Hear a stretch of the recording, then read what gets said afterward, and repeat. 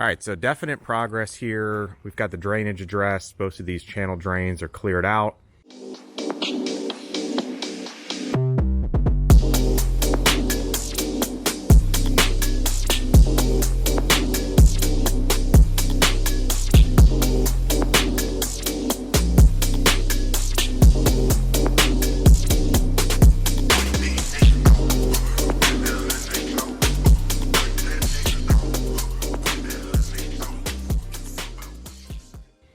We've had some heavy rains. I don't know if a pump system is going to be necessary. We've got gutter up and fascia across the entire front. So I think we've solved a good problem there. We just had a lot of rain last night, as you can see, and all this flowed down right into the gutter, into the downspout where it needs to be. So now that we've got drainage fixed, we've started working on the fun part, which is the inside. So as you can see, I've cleared everything out of the garage.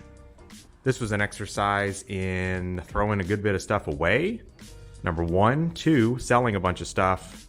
And then three, of course, this is all the stuff we're keeping. So tools, detailing things, you know, what have you. So put all this in the center.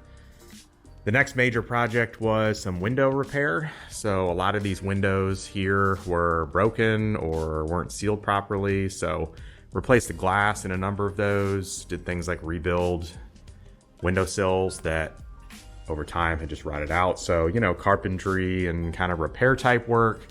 And then cord and cable management was kind of the next step. So there's a lot of wiring in here.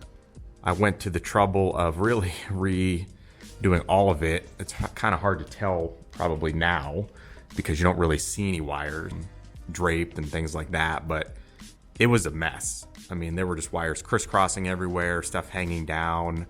Whoever did the installs in here didn't have much attention to detail over the years. So all of these have been run either up on the underside of a beam in a super tight fashion or above beams where possible. Wires were put together, braided, what have you. The garage used to have sensor wires just like dangling over the door over here. So spent a good bit of time cleaning all that up. And then I also adjusted the power such that we removed just the center outlet that was kind of feeding this whole back wall in an ad hoc way. I brought that up to a new J-box underneath this light and ran power all the way down symmetrically on either side of what will be the cabinet array so that I can feed the cabinets on this back wall in a hidden fashion. And then of course, the biggest thing you'll notice is that we've started the painting process. So got about 40% of the ceiling done yesterday in a few hours. Bought a paint sprayer that's really helped the cause, but we're going with Ceiling Bright White from Sherwin-Williams on the ceiling. And then on the walls, of course, we're gonna go with Benjamin Moore Harbor Gray in a Sherwin color match. Gotta do that color, obviously. You know, it's the Obsessed Garage color. And then on the floor, so that's like a lightish gray, and the floor we're gonna go with kind of a medium gray. White, light gray, medium gray, I think will be a really nice clean look. I do like how the white is looking on this open beam ceiling. I think it gives sort of homage to the vintage nature of the ceiling, but also is gonna modernize it, but also is very functional in that once the full lighting is on all the underside of these beams, we're gonna be running lighting all the way across the bottom of this beam and that beam. And then of course you already have these two.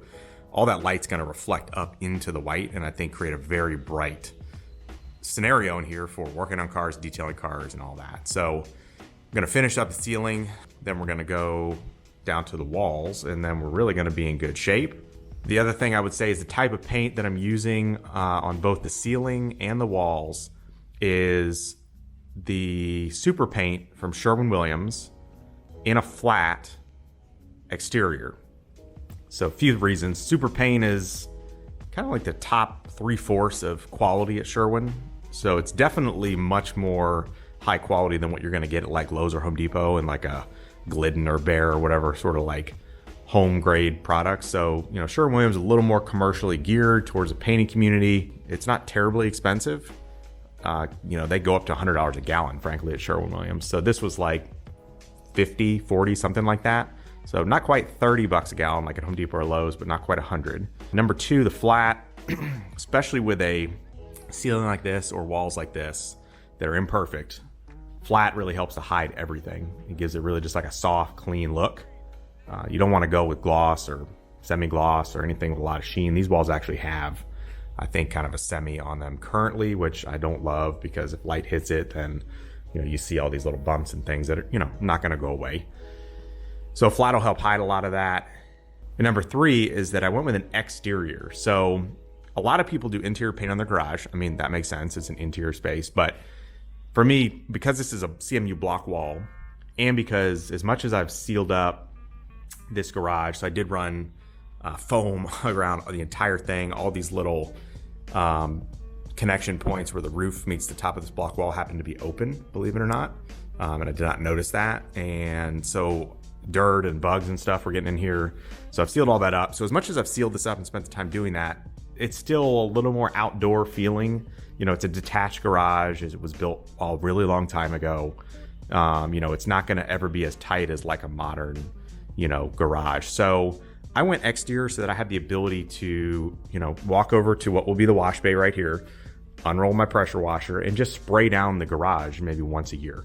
Hit the ceilings, hit the walls, hit the floors, all into this drain, which should make for easy cleanup. So I wanted to pick a paint that was exterior rated, that can handle water and pressure washing and those kinds of things, but still in a flat, so that I get that look of, all the imperfections hopefully kind of blending away. So ceiling is coming along. We're going to finish the ceiling, obviously, and then we're going to work on the walls.